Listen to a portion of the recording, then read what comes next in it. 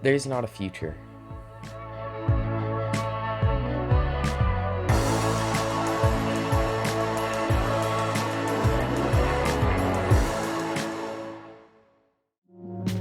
Welcome back to the Team 12 Seattle Seahawks podcast. I'm Russ, Team 12s, and today we're going to be talking about how, sadly, Russell Wilson doesn't have much of a future with the Seahawks. So to start out, the Seahawks would have to hit an absolute massive home run of an offseason. We would have to completely rebuild our offensive line. We would keep Damian Lewis, and of course, and move him back to right guard. But Dwayne Brown, he's regressed. The guy we traded for, he's okay, but he's old. Brandon Shell, he's free agent this year. You're gonna have to sign someone new. At center, Ethan Posick and Kyle Fuller, not cutting it. And they're both free agents this offseason. So entire offensive line has to get rebuilt.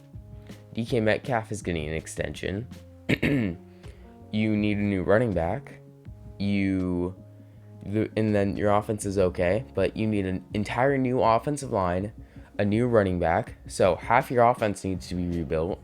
You can't pay Quandre Diggs, so you need a new safety.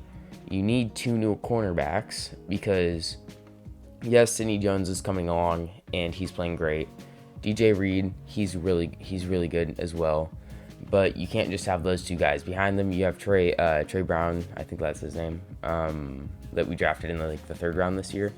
But he has an injury where it's hard to trust them after that, where it's no, you could be back, you might not. Your career might be a little bit of an asterisk of what you could have done on your potential.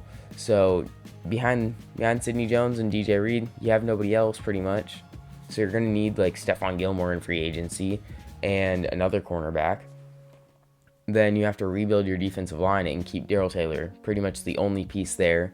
Poona Ford's not cutting it at the 3-4, and maybe moving back to run stopping. Brian Monet, he's playing solid, but you're going into rebuild probably.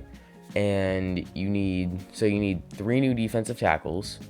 You need Carlos Dunlap hasn't done anything. You need 4 more defensive ends.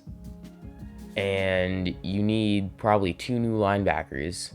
1 for starting potentially, for subbing in, and 1 who can play 3 games if somebody gets hurt in that linebacking core. And not to mention Bobby Wagner is probably going to retire this offseason, so make that 3 new linebackers instead of 2.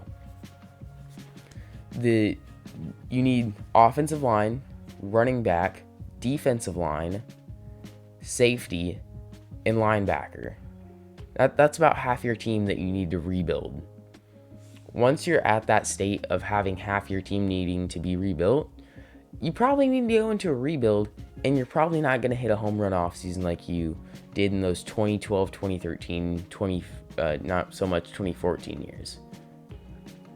It doesn't work to keep Russell Wilson. If you trade Russell Wilson, you can get the assets to cut play. You have the assets to rebuild your team. Rebuild your team, cut the players that are old, get what you can for the people that are in the last 2 years of their contract last year, trade them, try and get some draft capital, let the free agents walk, and do what you can with what you bring in from the Russell trade and the assets you already have from you just sucking. Jets gonna get a top 15 pick this year. It's kind of sad. Hopefully we can win our easy games and beat the Texans and who else? It's we already played the Jaguars, maybe the Jets? I don't know. The Lions, yeah, the Lions. Lions, Texans, and the rest of our gamey games. Hopefully we win those, and maybe a random win against the Cardinals or the Rams, just to give the Jets a slightly worse pick. But it's the Jets. No matter what they're gonna do, it's probably gonna be a bad pick. But yeah, it's kind of upsetting that Russ can't stay and that it won't work. But it's what has to happen. It's the future of this franchise with the Seahawks, and it is what it is. And it's the cycle of sports. You had 10 years of great football.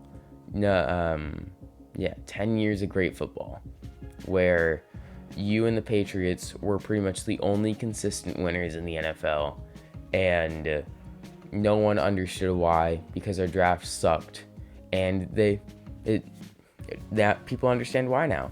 It was Tom Brady and Russell Wilson the whole time.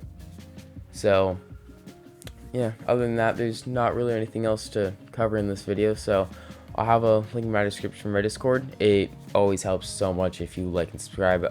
If you did enjoy, watch one or two more videos.